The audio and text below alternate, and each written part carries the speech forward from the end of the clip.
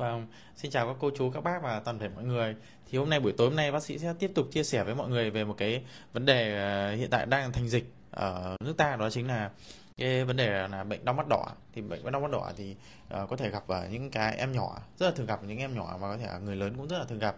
Thì hôm nay bác sĩ chia sẻ cái vấn đề là những cái quan niệm mà sai lầm làm ảnh hưởng đến quá trình điều trị, ảnh hưởng cái gì hiệu quả điều trị, và đặc biệt là rất dễ gây ra những cái biến chứng nếu mà chúng ta không biết cách xử lý đúng. Nhiều những cái quan niệm, và thứ hai là nhiều quan niệm làm do thường là một người ở trong gia đình bị thì lây cho cả nhà. Có thể là trong nhiều gia đình thì có thể là có nhiều thế hệ, có 3 đến 4 thế hệ ở, thì có thể lây cho cả nhà, thì nó rất là nguy hiểm, phức tạp. Thì hôm nay bác sĩ xin phép là chia sẻ mọi người về cái vấn đề là đau mắt đỏ, làm sao chúng ta có cái quan điểm đúng đắn và điều trị đúng đắn nhất về cái vấn đề đau mắt đỏ. Thì cảm ơn mọi người đã lắng nghe buổi live ngày hôm nay, và rất mong mọi người thả tim và chia sẻ giúp bác sĩ. Cảm ơn mọi người rất là nhiều. Vâng. Thì đầu tiên, cái quan điểm đầu tiên đó là gì? Khi mà bệnh đau mắt đỏ thì cái quan điểm đầu tiên đó là gì? Những ai bảo nhiều cái quan điểm mà là gì? Ngày xưa thì hay bảo là người bị đau mắt đỏ thì chúng ta nhìn là bị lây. Thì bác sĩ khẳng định đầu tiên luôn, nếu mà khi mà chúng ta lên là gì? Khi mà những ai mà bị đau mắt đỏ thường phải đeo kính râm ấy, tại vì để tránh người khác nhìn thẳng vào mắt, đúng không ạ? Thì có hai ý, là ý đầu tiên là những người bị đau mắt đỏ thì có phải là nhìn thì bị lây không, thì đau mắt đỏ nhìn thì không bị lây được. Mọi người lưu ý. Thì vì sao? Tại vì đau mắt đỏ lây do quá trình những cái dịch tiết do đau mắt đỏ gây ra từ cái chuyện là nhiễm từ những loại virus, vi khuẩn, hoặc gì có thể do kích ứng. Do vậy nếu giả sử mà những ai mà bị viêm thường thì trên 90% là đau mắt đỏ là do virus thì mới lây. Nên là mọi người lưu ý nhé.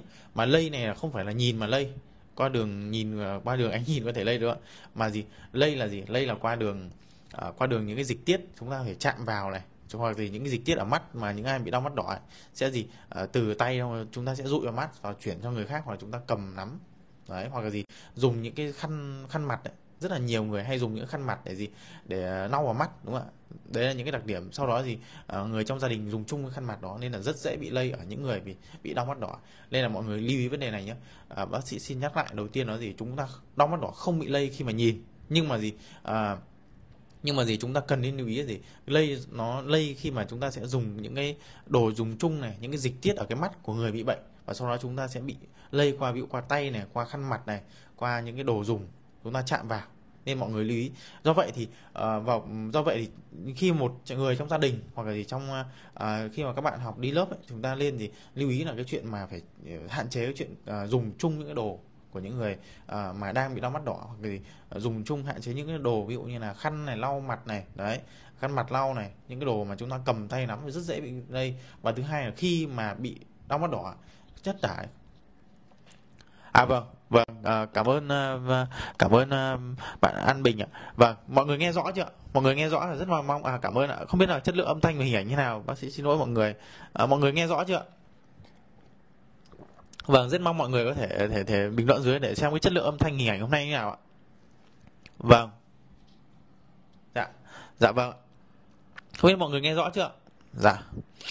Cái vấn đề mà đau mắt đỏ là vấn đề rất là quan trọng, và nó thường, tại vì năm nay ấy, nó khác mọi năm, nó gây ra nhiều cái biến chứng và triệu chứng nó nặng nề hơn những người khác. Nên do vậy tại sao lại như vậy? Tại sao? Thì đầu tiên bác sĩ xin trả lời là ngày xưa thì là nhiều năm trước ấy, thường chúng ta hay nghe nói hay nghe nói cái chuyện là đau mắt đỏ thì là chỉ còn tầm vài hôm là nó tự đỡ tự khỏi đó. Ngày xưa ví dụ như các cô các chú ở đây thì thường hầu hết là ai đã bị đau mắt đỏ một lần rồi. Nhưng mà ngày xưa thì rất là đơn giản. Nhưng hiện tại bây giờ, nhất là năm nay, tại sao lại cái tình trạng đau mắt đỏ nó lại rất là nhiều người nặng hơn, sưng phù nề nhiều hơn, dùng thuốc mãi không khỏi, và nó gây ra nhiều những cái biến chứng. Thì một trong những nguyên nhân đó là do nguyên nhân gây ra bệnh.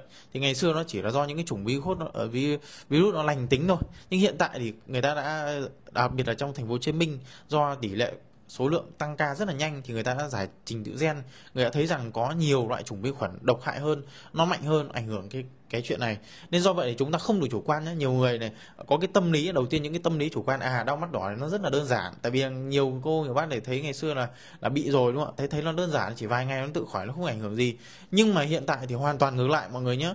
Nếu chúng ta không biết cách phòng tránh và xử trí thì cái nguy cơ sau này rất dễ bị nặng, và những cái biến chứng sau này xảy ra, đặc biệt là những cái biến chứng mà tổn thương giác mạc, tổn thương cái chuyện thị lực của mọi người, gây tình trạng nhìn mờ và ảnh hưởng đến cái chất lượng sau này. Tại vì là các cụ hay nói câu dầu hai con mắt đó, đúng không ạ? Tại vì khi mà mắt chúng ta bị mờ thì chúng ta rất khó hoạt động và sinh hoạt được.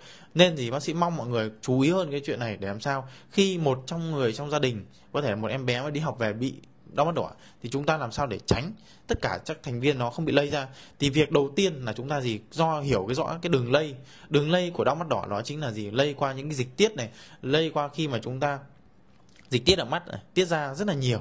Đấy, nên do vậy rất dễ bị lây khi mà chúng ta tiếp xúc này, cầm nắm tay này, hoặc chúng ta sẽ khi mà một cái em bé mà hay dụi mắt nhiều, tại vì nó sẽ làm gây kích ứng, nó ngứa này, gây đau, đúng không ạ? Chảy nước mắt nhiều thì chúng ta hay bị dụi ấy, hoặc là chúng ta dùng khăn mặt, khăn lau, chúng ta lau vào mắt thì khi mà chẳng may mà chúng ta chạm vào xong lại chúng ta hay có thói quen là dụi mắt thì nguy cơ rất dễ bị đau mắt đỏ.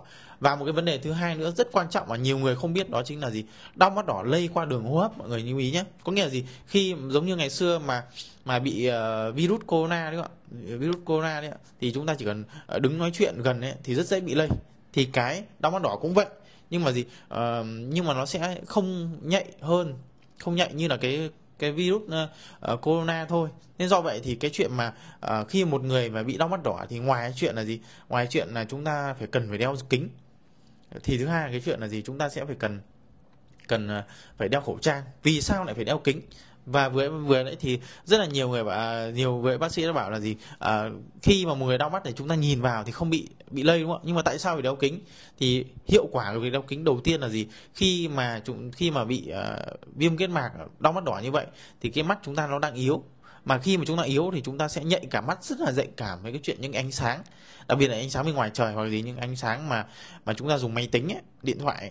Đặc biệt là những ai mà cái tính chất nghề nghiệp chúng ta không thể nào bỏ được máy tính nữa, thì khi chúng ta đeo kính râm ấy thì sẽ hạn chế những ánh sáng mà có cái cường độ cao nó vào mắt chúng ta, làm cho mắt chúng ta rất là khó chịu và ảnh hưởng lên chúng ta sẽ rất dễ bị kích ứng này, chảy nước mắt, khó chịu. Nên do vậy thì mặc dù là khi mà mọi người mà bị đau mắt đỏ thì nhìn vào người khác thì không bị lây, nhưng mà đeo kính râm thì rất là tốt cho cái chuyện là chúng ta sẽ mắt nó dễ chịu hơn, cái ánh sáng nó không bị kích ứng. Đấy, mọi người lưu ý nhé. Và thứ hai là khi mà đeo mắt đỏ là một cái thói quen là dụi mắt cũng sẽ giảm đi. Tại vì sao?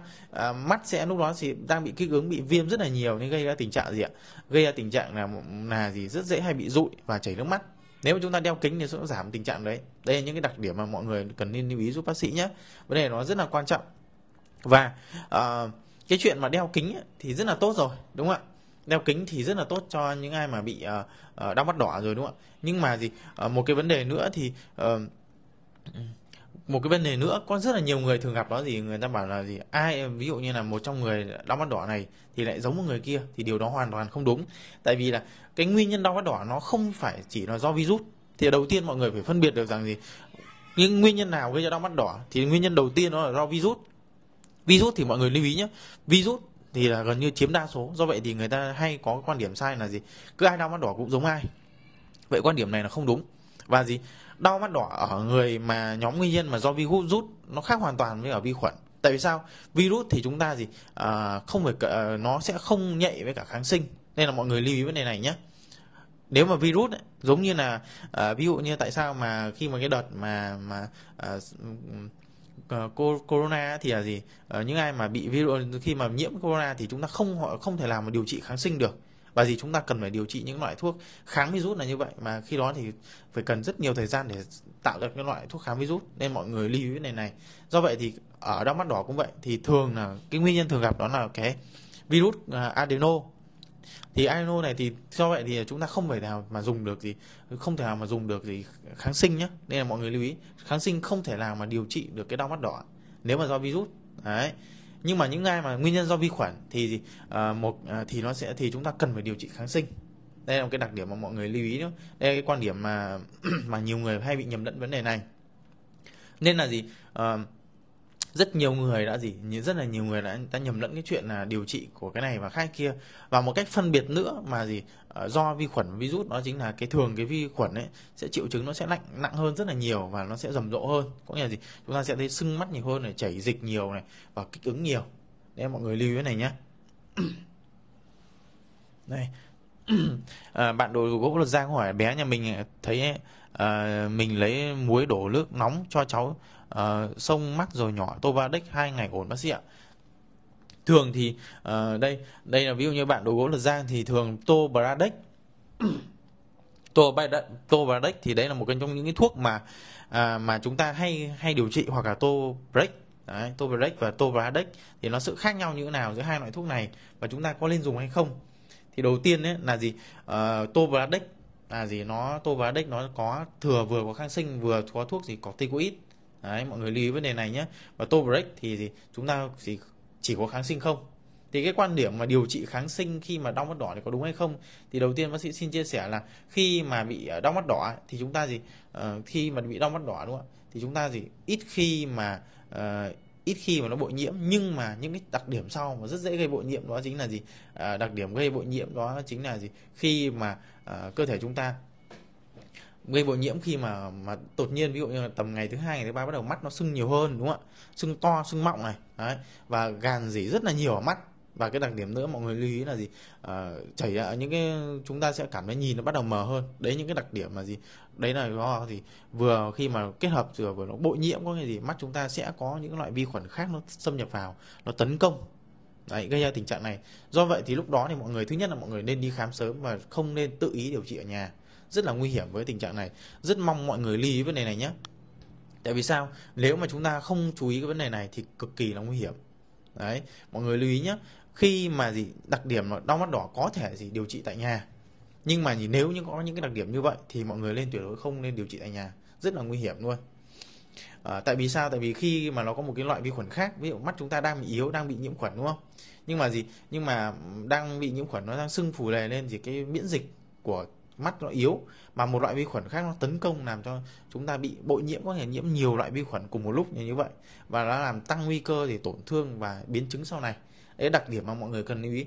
Do vậy thì những ai mà bị những cái triệu chứng đó thì thứ nhất là chúng ta cần nên đi khám sớm ngay lập tức nhé. Mọi người lưu ý, chúng ta ví dụ đau nhức mắt này, chảy nước mắt nhiều hơn này, và cái gàn rỉ nó sẽ thay đổi, ví dụ như màu xanh này, màu vàng nhiều hơn, thì chúng ta cần nên thứ nhất là chúng ta phải tuyệt đối là không được tự ý ở nhà điều trị.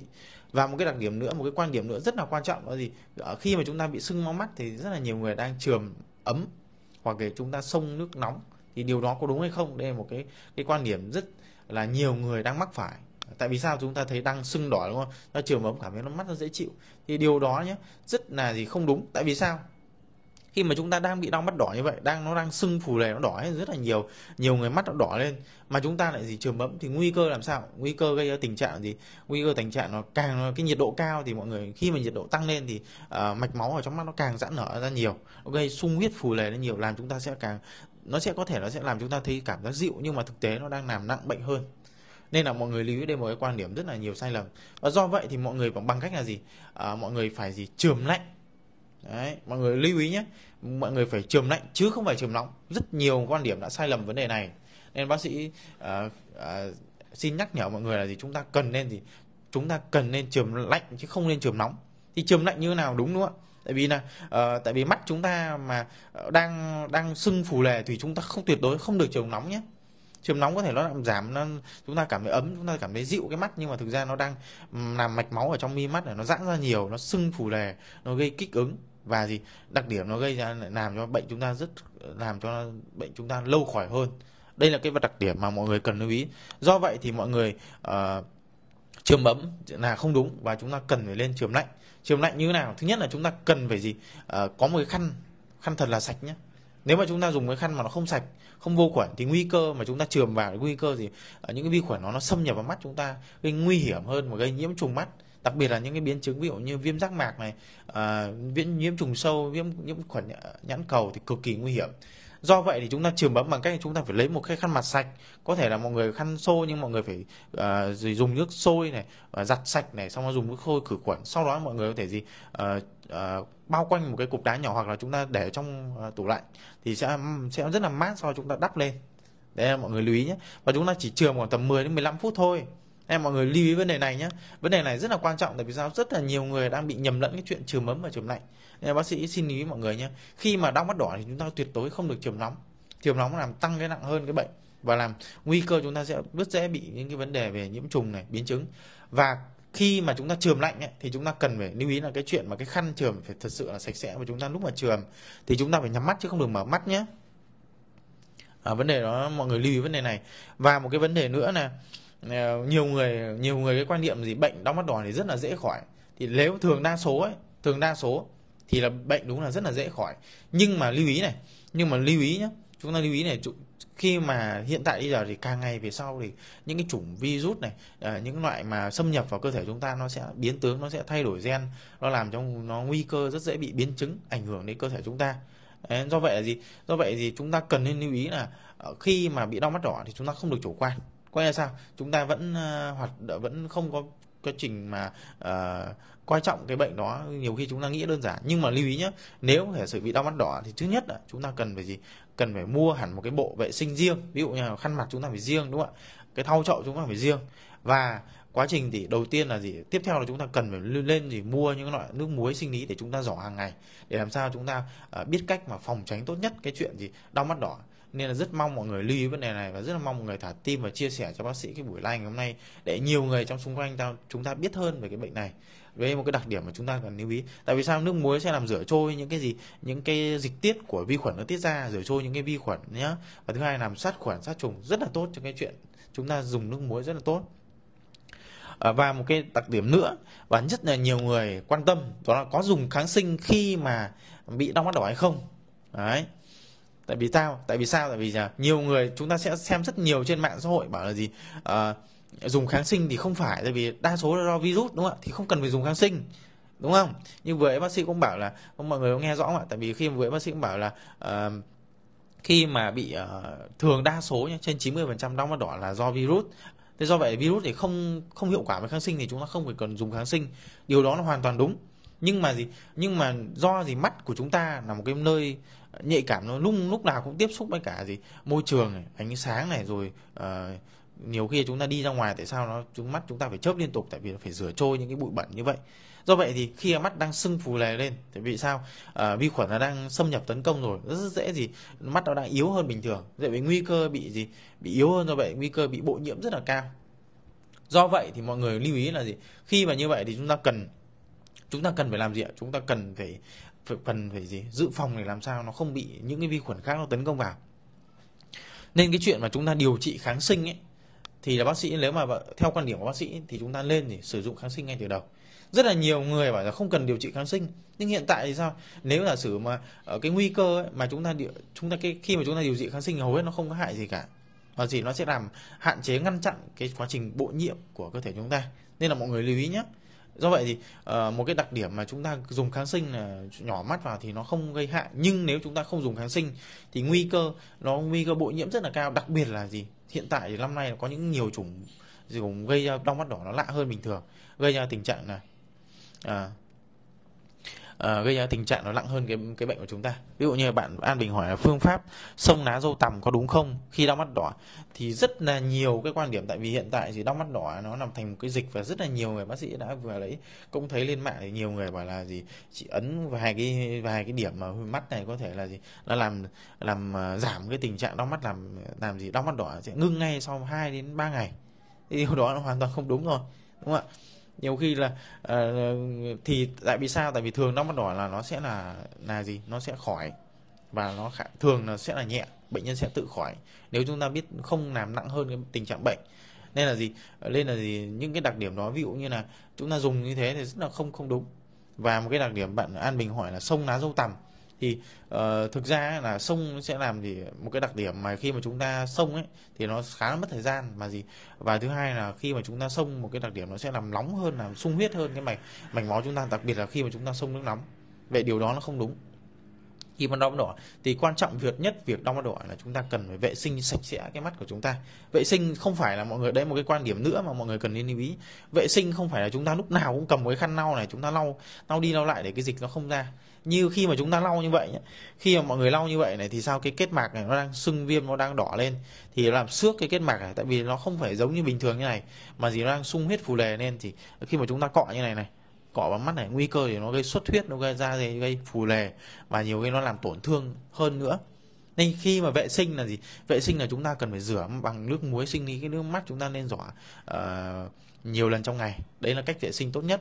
Và cái thứ hai thì chúng ta lên thì thứ nhất là đeo kính này. Đấy, và thứ hai chúng ta đeo khẩu trang. Đeo khẩu trang rất là quan trọng nhé, chứ không phải mỗi người đeo kính không nhé. Đeo khẩu trang rất quan trọng cái chuyện mà để hạn chế lây lan ra bệnh đau mắt đỏ. Và thứ hai thì chúng ta sẽ khi mà chúng ta đeo khẩu trang thì những cái dịch tiết nó bắn ra ngoài nó sẽ hạn chế rất là nhiều để lây lan cho những người xung quanh, đặc biệt là người trong gia đình. Và những cái đặc điểm đấy nên là mọi người cần nên lưu ý kỹ cho các bác sĩ nhé, vấn đề nó rất là quan trọng. Và một cái đặc điểm nữa mà cái chuyện mà dùng kháng sinh thì bác sĩ xin nhắc lại nhé, là nếu mà chúng ta có thể dùng kháng sinh để ngăn chặn, dự phòng cái chuyện mà bội nhiễm, có nghĩa là một loại vi khuẩn khác nó tấn công khi mắt chúng ta đang yếu. Cái chuyện nó cực kỳ quan trọng đối với mắt chúng ta.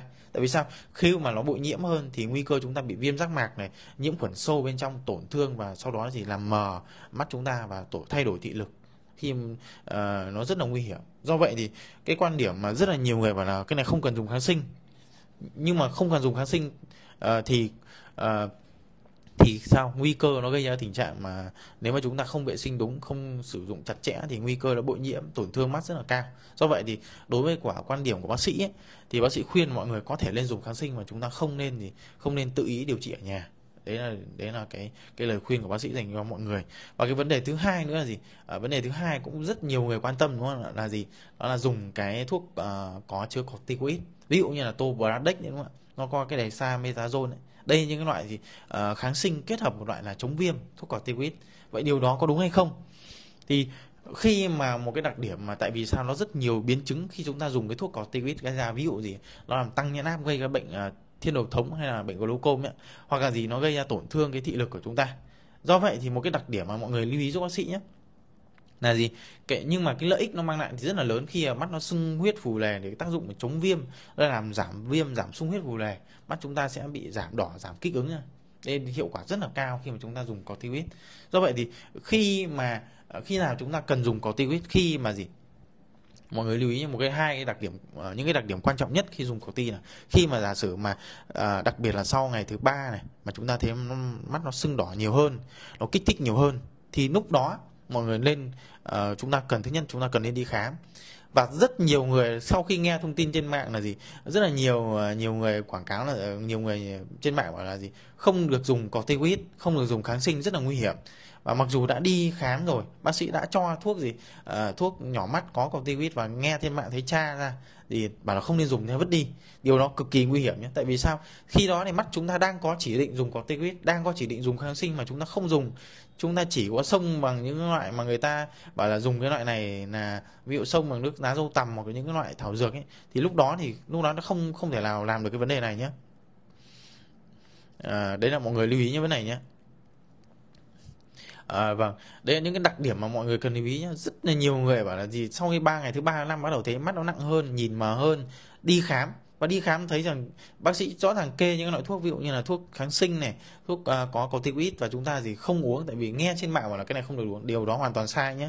Và chúng ta nên theo chỉ định của bác sĩ. Tại vì sao? Tại vì khi đó thì mắt chúng ta đang bị sưng phù lề, chúng ta cần phải giảm sưng phù lề ngay, giảm sung huyết ngay, thì lúc đó thì nó giảm cái chuyện mà mắt chúng ta sẽ là giảm kích ứng. Điều đó cực kỳ quan trọng, và lúc đó thì hiệu quả và tác dụng tốt nhất của corticoid đã được thể hiện khi mà chúng ta ở giai đoạn đó. Và một cái vấn đề thứ hai nữa là một cái nhóm người hoàn toàn ngược lại là khi chúng ta nhỏ thuốc corticoid thấy là nó giảm đau, giảm sưng viêm phù lề ngay, thì chúng ta lại càng ngày nào cũng nhỏ ngay. Có như nhiều người bảo là cứ 30 phút lại nhỏ một lần, đúng không? Rất nhiều người đang sử dụng cái đấy. Có hai quan điểm hoàn toàn khác nhau. Một người thì bảo là do xem trên mạng thấy nguy hiểm quá nên không nhỏ, một người thì bảo là thấy hiệu quả chúng ta cứ nhỏ liên tục. Thì điều đó hoàn toàn sai nhé. Khi mà chúng ta bị nhỏ mắt ấy, thì một cái khuyến cáo bác sĩ là chúng ta không nên nhỏ quá 3 lần một ngày đối với những thuốc mà có chứa corticoid. Đặc biệt là trên thị trường hay dùng cái loại thuốc là Tobradex nhé, chứ không phải Tobradex nhé. Tobradex, đây những loại thuốc mà có chứa corticoid. Do vậy thì những ai mà đang cầm thuốc corticoid trên tay và đang nhỏ thì chúng ta cần nên lưu ý là cái số 3 nhé, không quá 3 lần một ngày. Chúng ta chỉ nhỏ khoảng 2 đến 3 lần một ngày thôi. Mặc dù nhiều người thấy nó có hiệu quả, tại vì mắt đang sưng này, đang sưng to, rất là to này, nhỏ vào cái mình nhỏ 2-3 giọt cái thấy đỡ ngay, đúng không ạ? Tại vì chúng ta lại tiếp tục sau 30 phút lại thấy nó sưng lên lại nhỏ tiếp. Rất là nhiều người quan điểm này. Nên là bác sĩ lưu ý mọi người nhé, tuyệt đối không được tự ý giỏ quá nhiều lần nhé, và đúng theo chỉ định của bác sĩ. Và chúng ta không nên nghe theo trên mạng bảo là bác sĩ bảo nhiều người bảo là cái này tác hại, gây glaucom, gây biến chứng. Không phải là chúng ta nhỏ 3-5 ngày nó biến chứng đâu, chúng ta phải nhỏ dài ngày nó mới biến chứng, và chúng ta là nhỏ liên tục như vậy nó mới gây biến chứng. Tại vì có hai luồng quan điểm rất là nhiều khác nhau. Nhiều khi chúng ta lo lắng bệnh quá không tốt và chúng ta gì cảnh giác quá không tốt. Và quan trọng nhất là chúng ta cần phải nghe theo lời khuyên của bác sĩ, và nhất là bác sĩ mà chúng ta đi khám chuyên sâu cái này thì cực kỳ quan trọng nhé. Nên là mọi người lưu ý vấn đề này nhé. Đây, mọi người có thể đặt câu hỏi chút nữa thì bác sĩ xin trả lời. Và một cái đặc điểm ngoài cái chuyện mà dùng kháng sinh nhỏ mắt này, dùng corticoid này, mọi người đã nghe rõ và đúng không ạ? Rất mong mọi người thả tim và chia sẻ cho bác sĩ. Và vấn đề thứ hai cũng rất thường, vấn đề tiếp theo rất là thường gặp thì rất là nhiều người bảo nhiều người lo lắng quá thì đấy, ví dụ như bạn Hùng Anh Nguyễn hỏi là bác sĩ ơi, lạm dụng Tovardex có thành phần corticoid lâu dài thì mắt có bị làm sao? Thứ nhất là gì? Có Tovardex thì có thành phần là cái tobramycin là kháng sinh, kèm theo là gì? Dexamethasone, và chữ dex ở cuối là dexamethasone. Đây là loại corticoid khá mạnh. Nếu chúng ta dùng ấy thì gây ra gây ra tình trạng là gì? Sợ nhất đó chính là gì? Gây sơ hóa và gây tình trạng là bệnh thiên đầu thống hay là gọi là glaucom ấy. Rất nguy hiểm đến mắt của chúng ta, nên là mọi người lưu ý. Thiên đầu thống thì cực kỳ nguy hiểm luôn, nó tăng cái nhãn áp chúng ta lên, chúng ta nhiều khi là bệnh đau nhức đầu ấy. Đấy, thì mọi người nên lưu ý vấn đề này nhé. Và bạn Hùng Anh Nguyễn nha, bạn lưu ý vấn đề là khi mà dùng cái vấn đề mà Tovardex thì nguy cơ gây bị thiên đầu thống, đặc biệt là khi mà chúng ta nhỏ nhiều lần, đặc biệt là trên 5 lần trên ngày và kéo dài trên 10 đến 14 ngày thì nguy cơ mắc cái bệnh nó rất là cao. Nên là rất mong mọi người lưu ý vấn đề này nhé. Mỗi một loại thuốc sinh ra đều có một cái tác dụng rất là tốt, nếu chúng ta dùng đúng, sử dụng đúng và không quá liều, không sai cái hướng dẫn của bác sĩ thì chúng ta hoàn toàn có thể tự tin dùng thuốc mà không sợ biến chứng. Nếu chúng ta tự ý bỏ thuốc này, tự ý ngưng thuốc thì nguy hiểm rất là cao nhé. Đây những cái đặc điểm, những cái nguy cơ mà chúng ta, đặc biệt là những ai mà đã đi khám bác sĩ đã cho cái Tovardex rồi và chúng ta tự ý bỏ thuốc thì nguy hiểm. Đấy. Một cái đặc điểm nữa là một cái đặc điểm nữa và mọi người cứ đặt câu hỏi nhé. Chút nữa thì cháu sẽ trả lời từng câu hỏi chúng mình, cháu sẽ trả lời từng câu hỏi của mọi người. Một cái vấn đề nữa này rất là quan trọng của cái chuyện mà điều trị đó là điều trị nó thì có rất là nhiều người lo lắng quá và bảo là rượu này biến chứng nó nhiều quá. Đây các cô các bác hay mua hẳn kháng sinh về uống, đúng không ạ? Rất là nhiều người bảo là mắt nó đang sưng phù lẻ, thôi cô mua thêm cái kháng sinh uống về uống, đúng không ạ? Có rất là nhiều quan điểm, nhiều người sợ quá, nhiều người lại chủ quan quá. Thì đây là cái quan điểm mà nhiều người đang lo lắng thái quá thì phải uống kháng sinh. Thì bác sĩ xin trả lời mọi người luôn, nếu chúng ta uống kháng sinh thì cái hiệu quả nó rất là thấp. Tại vì sao? Cái phần mà mi mắt chúng ta là kết mạc đoạn này. Đấy. Thì cái khi mà chúng ta uống kháng sinh thì cái hiệu quả của kháng sinh vào chỗ đó thì nó khá là thấp. Nên thì quan trọng nhất là chúng ta phải dùng đúng và chúng ta hiệu quả nhất là chúng ta là nhỏ mắt thôi nhé. Rất là nhiều người đã có cái quan điểm bác sĩ đã thấy chúng ta vừa tốn tiền phải mua kháng sinh rất là nhiều tiền và mua cái loại đắt tiền vào, đúng không ạ? Ngoài ra còn mua cả những loại corticoid uống nữa. Đấy, rất là nhiều người gặp phải vấn đề này. Đấy, có thể chúng ta sẽ uống những loại chúng ta phải uống những cái loại mà vitamin A này, omega 3 krill này, hoặc omega 3 thì rất là tốt cho mắt, đặc biệt là trong cái giai đoạn mà đau mắt đỏ và những người mà biến chứng sau đau mắt đỏ. Nên là mọi người vấn đề này nhé. Và một cái vấn đề nữa là vấn đề nữa mà rất là thường gặp là khi mà bị đau mắt đỏ thì nhiều người bảo là cô bị đau một lần rồi thì sau không bị lại nữa. Thế điều đó là hoàn toàn không đúng. Vì đau mắt đỏ có thể bị nhiều lần trong đời. Tại vì sao? Đó là một loại virus và thứ nhất là chưa có vaccine. Thứ nhất là loại đau mắt đỏ này thì không có vaccine nhé, chưa có vaccine mà để tiêm phòng. Thứ hai là khi mà chúng ta bị khỏi một thời gian sau thì rất dễ bị lại. Nên là mọi người lưu ý nếu mà chúng ta không biết cách phòng tránh và xử trí nhé. Nên là mọi người lưu ý nhé. Cách lây là lây nó qua dịch tiết ở mắt này. Khi chúng ta một người bị bệnh này, chúng ta lau mắt này, chúng ta tự ý lau mắt này. Thứ hai chúng ta dùng lau bằng khăn mặt này. Thứ ba chúng ta nói chuyện gần quá thì nó dịch tiết gây ra người bên cạnh sẽ rất dễ bị lây. Do vậy cách phòng tránh là chúng ta phải đeo kính này, không được tuyệt đối là không được lau dụ mắt. Thứ hai là chúng ta đeo khẩu trang thì nguy cơ lây rất là thấp luôn. Nên là mọi người lưu ý vấn đề này nhé.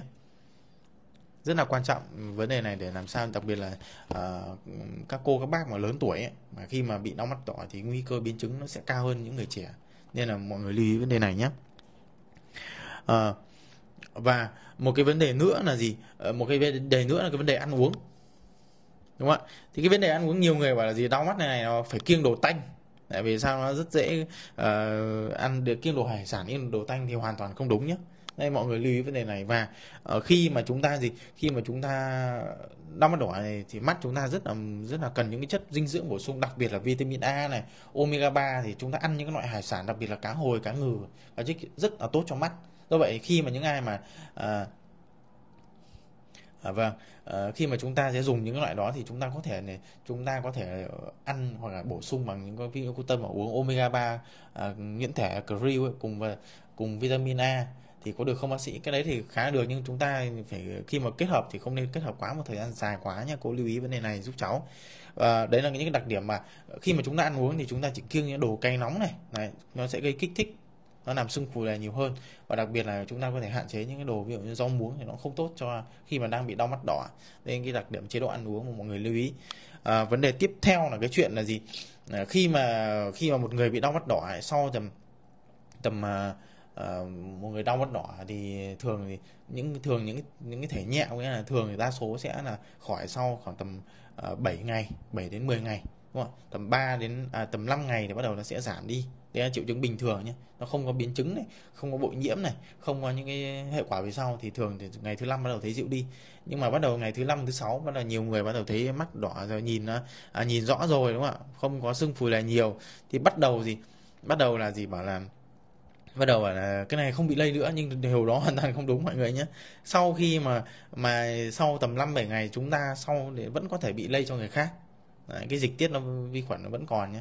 Do vậy thì chúng ta cần nên lưu ý là chúng ta cần phải chú ý là cái chuyện mà lây nó phải ít nhất chúng ta kiêng sau khoảng tầm 10 ngày nhé. Mọi người lưu ý giúp bác sĩ cái vấn đề này nhé, rất là quan trọng luôn. Tại vì nhiều người có quan niệm gì tao thấy đỡ rồi, thế không lây nữa, nên là chúng ta không cần kiêng cữ nữa, sinh hoạt bình thường. Điều đó nó không đúng. Chúng ta cần phải kiêng cữ ít nhất sau đến 10 ngày tiếp theo, làm cho khi đó thì chúng ta mới không bị lây cho người khác nữa.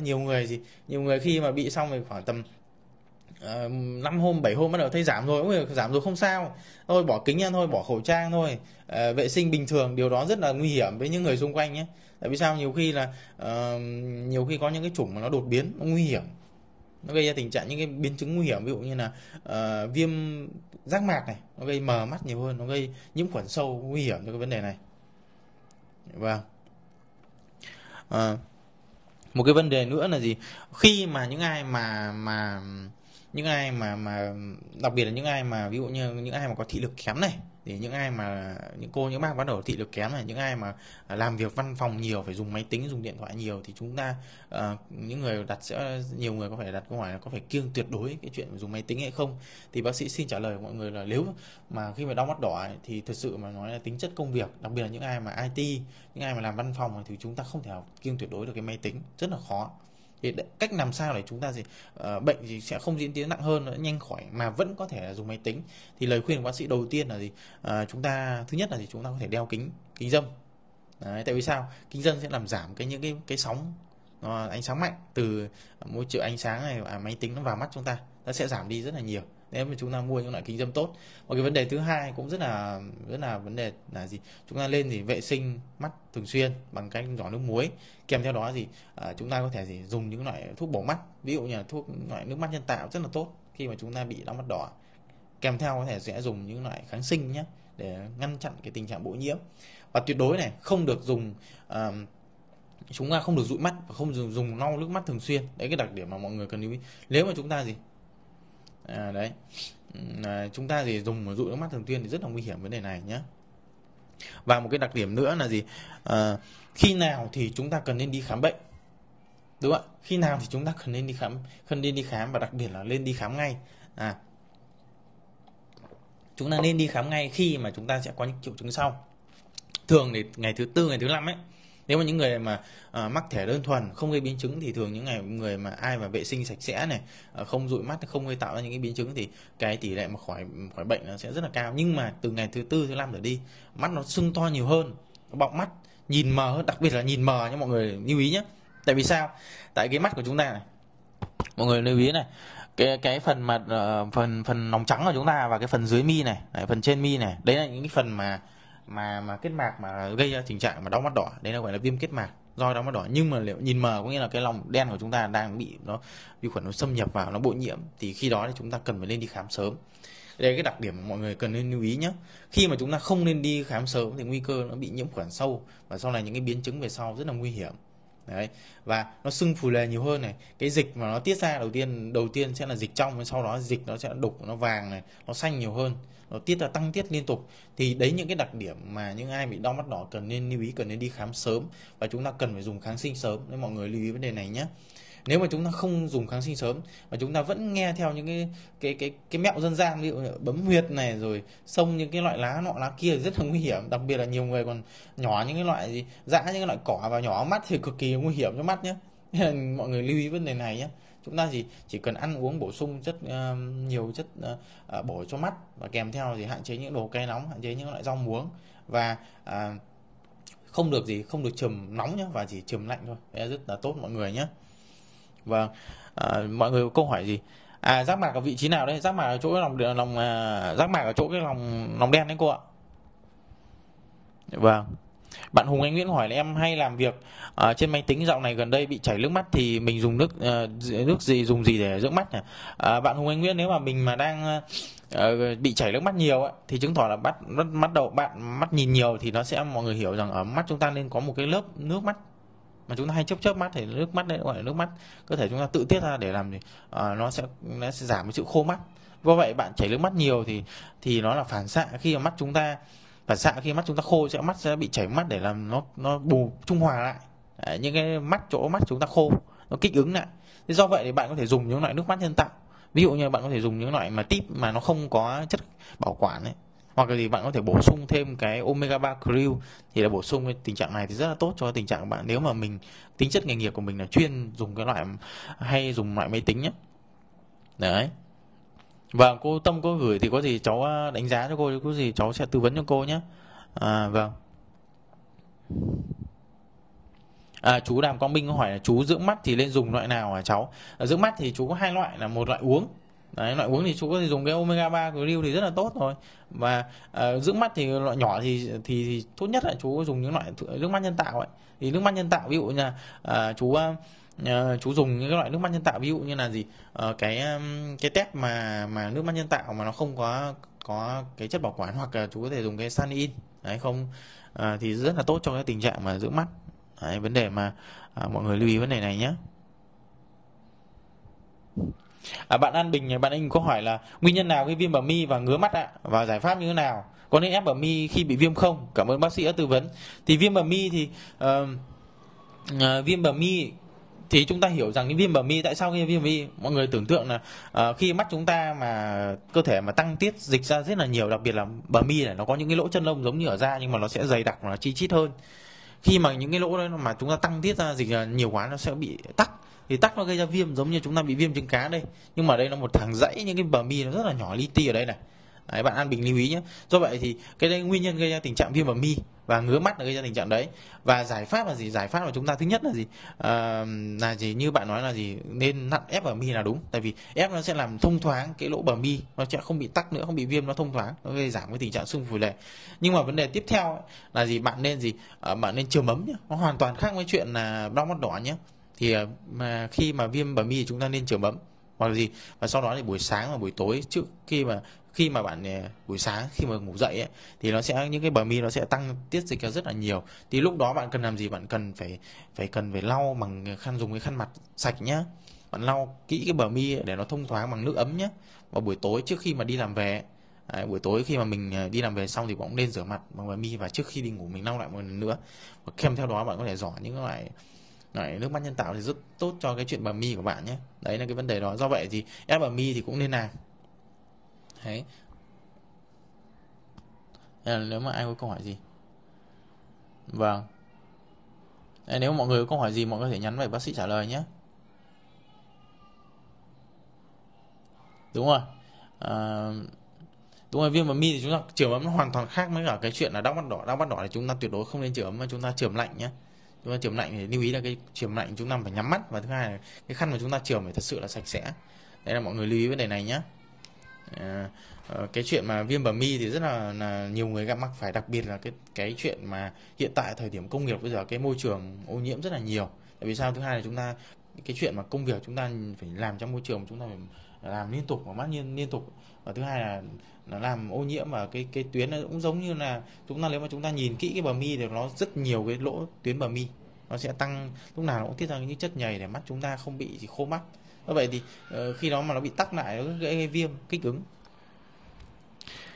Đấy, bạn Tú Nguyễn có hỏi là em bị đau mắt đỏ xong đã khỏi, bây giờ nhìn bợ mờ thì phải làm sao? Khi mà chúng ta bị như vậy, chúng ta đã bắt đầu là có những cái biến chứng của gây ra cái tình trạng mà đau mắt đỏ. Thì việc đầu tiên là gì?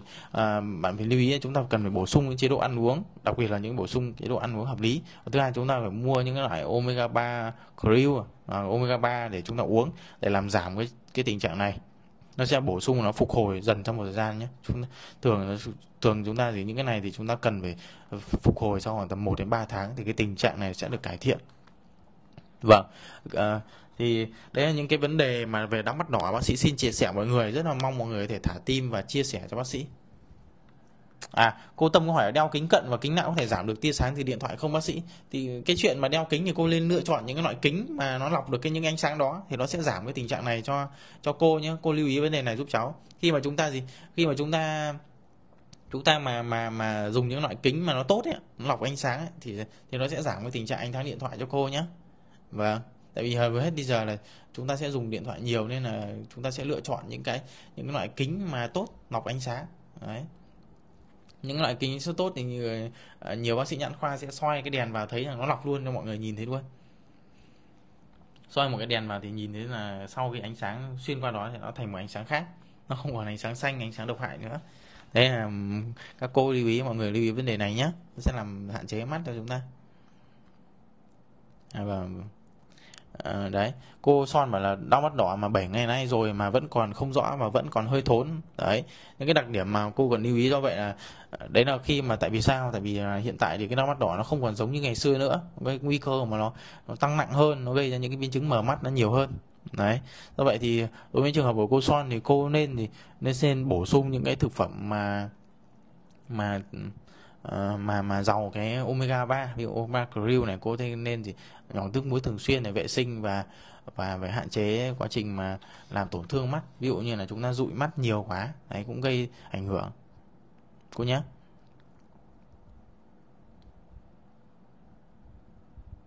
Vâng, đúng rồi cô Tâm, thì cô lên đeo kính là đúng rồi. Vâng ạ.